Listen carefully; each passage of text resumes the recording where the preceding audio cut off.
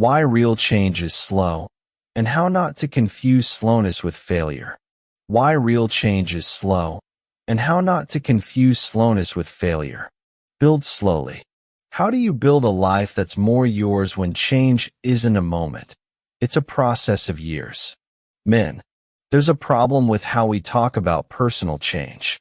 We talk about moments, sudden clarity, decisions that change everything, visible transformations. And those moments exist. But they're the exception, not the rule. Most real change happens completely differently, slowly, invisibly, without drama, without a clear arrival moment. One day you don't exactly know what's changed, but you look back, and what's there is clearly different from what it was. Immediate. This makes slow change, which is the only real change, almost impossible to value while it's happening. Building slowly isn't building less. It's building in a way that lasts, because it was done layer by layer, without shortcuts that create fragility. Slowly that you can only see the difference when you look back with real distance. Not last month, 3 or 5 years ago. Research in neuroplasticity, the brain's ability to change its structure in response to experience, is clear about one thing. Real neurological change is slow. It requires repetition, consistency, and time. Not days, weeks, months, often years. When we talk about changing inherited patterns, patterns that have decades of practice, that are literally engraved in neural networks reinforced thousands of times, we're talking about reorganizing something that has much more history than any recent change effort. It's not a lack of effort that makes change slow. It's that what you're changing has decades of a head start. The new direction is competing with something that has been practiced for a lifetime. Antonio Damasio, in his work on somatic markers and emotional memory, argues that deep emotional and behavioral patterns aren't replaced, they're overlapped. The old pattern doesn't disappear. The new pattern is built on top, with enough consistency to become the preferred response instead of the automatic one. This explains relapses. The old pattern is always there, more accessible under stress or fatigue. And it explains why change takes so long. You're building something new solid enough to become the path of least resistance. You're not erasing the past. You're building a future solid enough for the past to lose preference. There's an implicit expectation in any change process that progress will be linear, that tomorrow you'll be slightly better than today, and the day after tomorrow even better, that the direction will consistently be forward. This expectation is almost universally false, and when progress isn't linear, most people interpret setbacks as failure rather than as a normal part of the process. Real progress and personal change takes the form of a spiral. You return to the same point, but a level higher.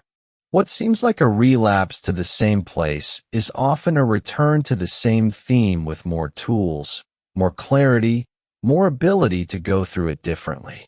This is particularly important to understand in processes of changing inherited patterns. You'll encounter the same pattern repeatedly, in different contexts, in different relationships, in slightly different forms.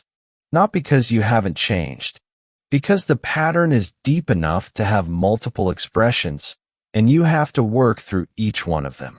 The difference between the first time you encounter the pattern and the 10th time isn't that the pattern disappeared. It's that what you do with it is different, quicker to recognize, more capable of choosing differently, less consumed by the emotional cost of encountering it.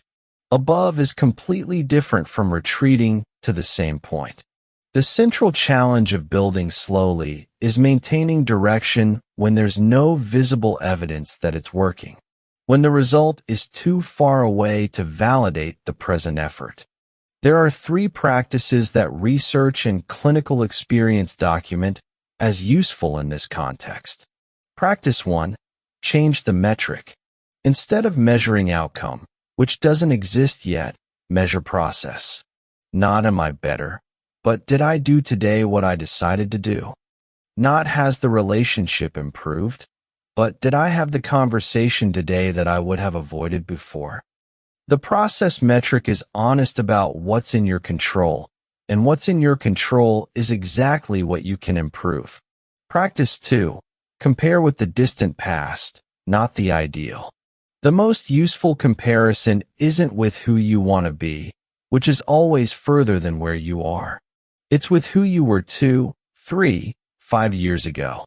That comparison reveals the progress that comparison with the ideal completely hides. Practice 3. Create records. Memory is a poor advisor for evaluating slow progress.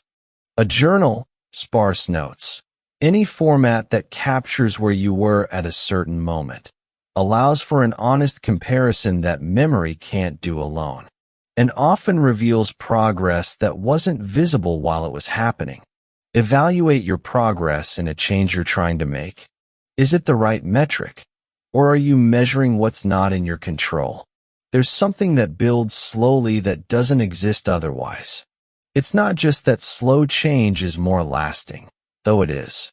It's that the process of building slowly, with consistency, through relapses and nonlinear progress, creates something that quick change doesn't create.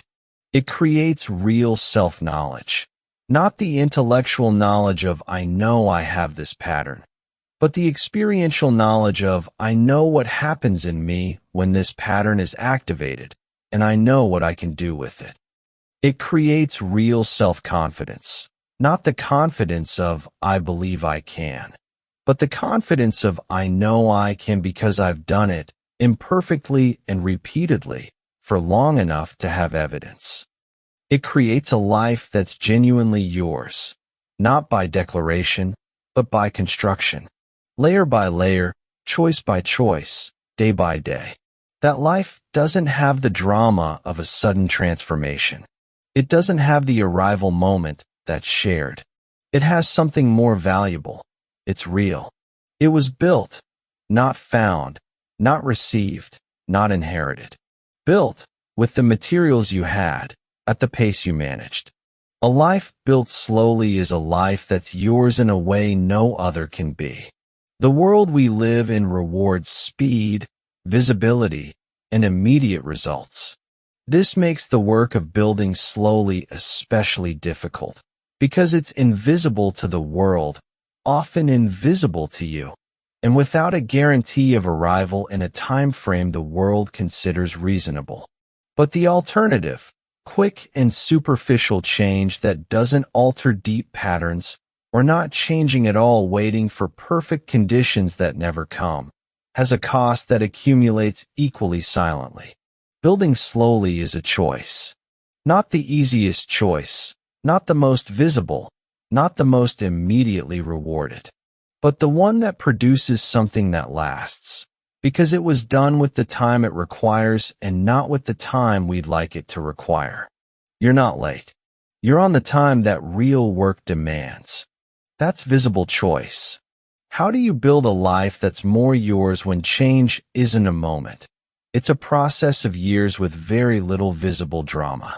The last episode of this season is about a question we've never asked directly. When is it enough? How do you know you've chosen well enough? In a life that will never be perfect, in a process that will never be finished. Visible choice. Season 1. The choice this episode examines isn't simple to name, because it was made before you were aware you were making a choice. It became a habit. It became identity. It became the way things are. And the first step to choosing differently is being able to see what was being chosen and why.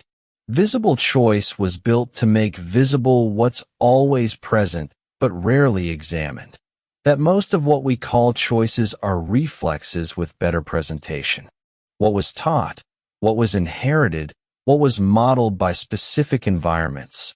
All of this operates in decisions that seem most personal and free. There's a difference between deciding and choosing. Deciding is what we do when we process information and come to a conclusion.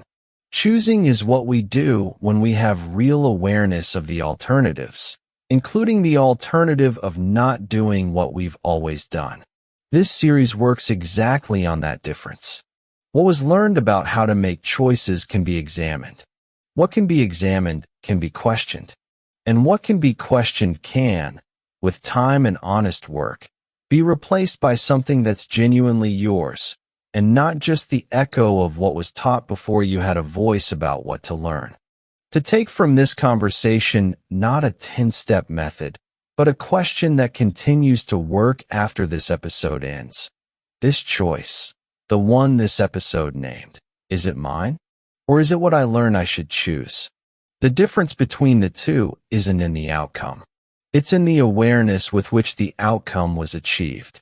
The choice this episode examines isn't simple to name, because it was made before you were aware you were making a choice. It became a habit. It became identity. It became the way things are. And the first step to choosing differently is being able to see what was being chosen and why. Visible choice was built to make visible what's always present but rarely examined. That most of what we call choices are reflexes with better presentation. What was taught, what was inherited, what was modeled by specific environments. All of this operates in decisions that seem most personal and free.